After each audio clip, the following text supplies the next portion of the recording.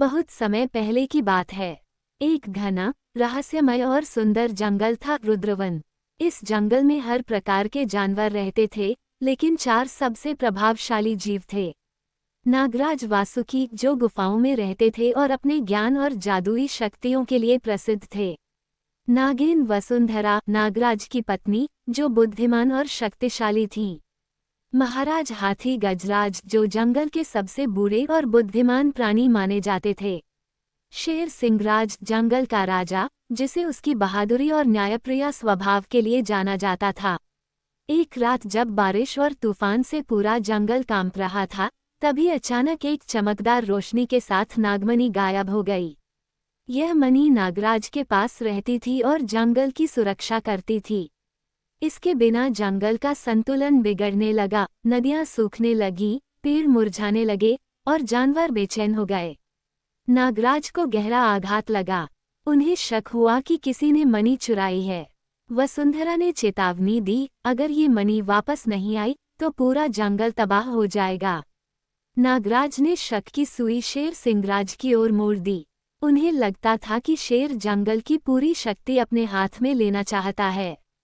नागराज ने शेर के सामने जाकर गरजते हुए कहा, क्या तुमने मेरी नागमणि चुराई है, सिंहराज? जंगल का संतुलन बिगड़ रहा है।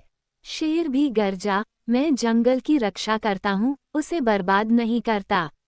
अगर कोई मणि चुराई गई है तो उसे ढूंढने में मैं तुम्हारी मदद करूँगा। तभी बीच में आए हाथी गजराज, जिन्होंने कहा, अब समय है एक दूसरे पर शक करने का नहीं, साथ मिलकर जंगल को बचाने का। तीनों ने तय किया कि वे मिलकर नागमणि की तलाश करेंगे। गजराज की याददाश्त बहुत तेज थी। उन्होंने बताया कि कई साल पहले एक पुरानी गुफा में नागमणि के जैसी चमकदार चीज देखी गई थी। वे तीनों उस जगह पहुंचे जहां पेड़ों के बीच छिपी एक पुरानी सुरंग थी। जैसे ही वे अंदर गए, वहां अजीब सी गंध थी और हर कोने से सांप फुफकारते नजर आ रहे थे।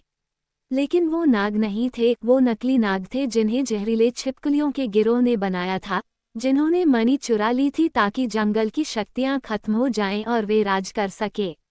नागिन वसुंधरा ने अपने मंत्रों से नकली नागों को भ्रमित किया। गजराज ने अपनी ताकत से रास्ता साफ किया।